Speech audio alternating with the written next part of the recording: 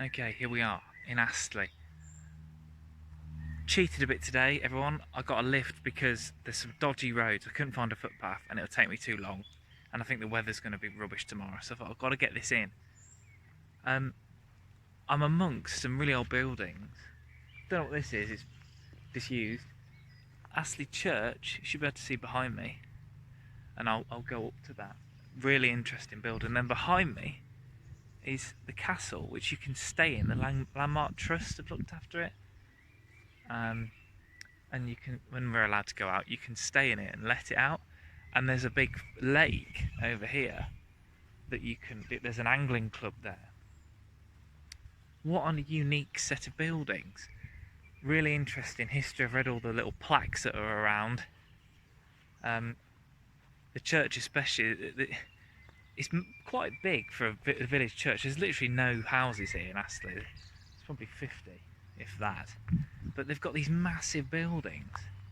Would have been really important, but we'll get into that as we go. So here I am, right against the gate of the castle.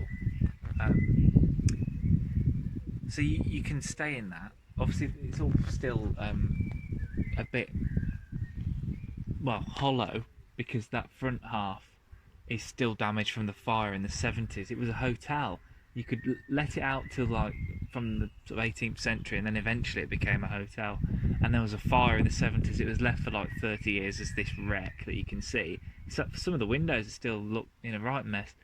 But then the bit on the other half you can see is in good order. There's a rabbit. Yeah, that's all new. It opened a couple of years ago. There's the castle over there. Church even. The castle's here. So yeah, really interesting little spot. Here's a better shot of the castle. You can see on the left there the new build, and then on the right is the sort of fire damaged open end, which has got some garden furniture and stuff in, so I imagine it'd be quite interesting to stay in. I'm going to Google it when I get home, what you have to do. But I mean, there's rabbits running about in the moat. Obviously the moat's all dried up, but you can see reeds and things. It obviously floods when there's a lot of water about. I wonder what it'd been like, because there's a massive lake. People are fishing on it, which I suppose, I don't know if you're allowed to, but they're on their own. And some trees that are obviously non-native species that would have been planted when it was when the collegiate church was open. It's just a beautiful little place. Again, love to go back 500 years just to have a look. Okay, I'm at the information boards now. It's a bit windy, apologies. There's a couple of boards here because the castle is there, the lake is over there, and the church is here. What a place this would have been. Just reading, Elizabeth Woodville married Edward IV, Yorkist claim to the throne. They married in secret, and she bore him the ill-fated young princes who died in the Tower of London at the hands of Richard III, or did he? Who knows? That's quite an interesting one. And there's some bits and bobs about what the castle looked like before this modern bit was stuck on it in recent years. The church, however, there's some stuff about George Eliot. Obviously George Eliot from Cov, but lived from Nuneaton. Big part of Nuneaton's story. Astley is said to be the model for Nibley in Scenes of Clerical Life 1857. There you go, fun fact that I didn't know. Really interesting stuff about this church. So I think you could see it in the distance of the last bit of the video, but the bit I'm going to walk up to in a second, so this bit is 1608, 1607, and you can see that because it's in the building. There's a brickwork, and this is like the smallest bit of the church. It should say behind me, you can see there, 1608. I think I'll do the rest of this video facing the other way. It's so much easier than I'll end up backing into a gravestone, which would be a disaster. So some lovely bluebells here. So you can take this in a bit.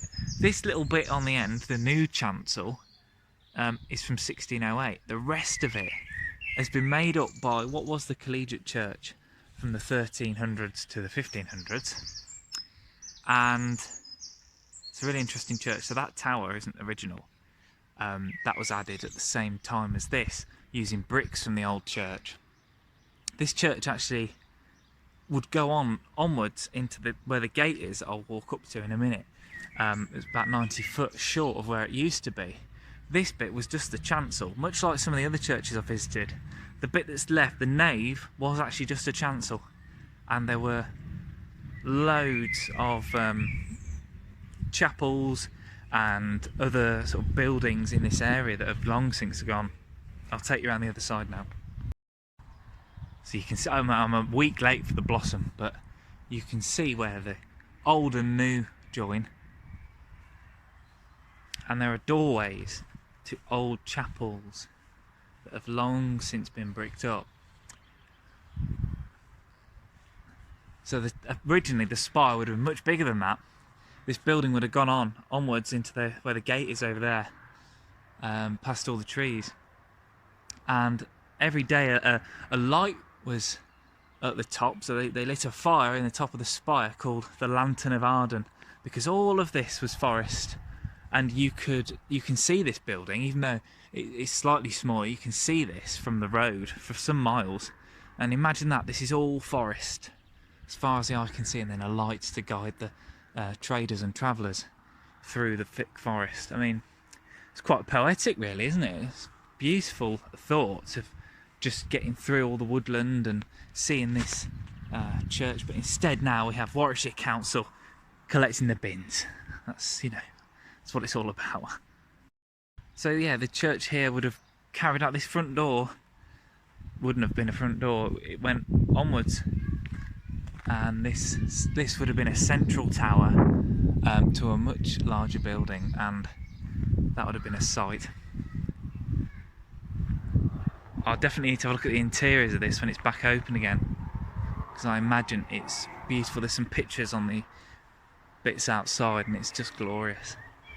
There's still some medieval glass and medieval wall paintings and things that they've been restored, but it's been here. I mean, Astley is a Saxon settlement, so there's been something here for over 1,000 years. It's in the Domesday Book, this area. So it's been here a while. This particular church, the oldest bits are from the 13th century onwards, so really cool. And all this in Warwickshire, beautiful part of the world. History at every turn. And I think I'll leave it here. Another church completed in the local area that I've been past hundreds of times but never actually stopped to look at, and what a place. Definitely need to come back when it's open.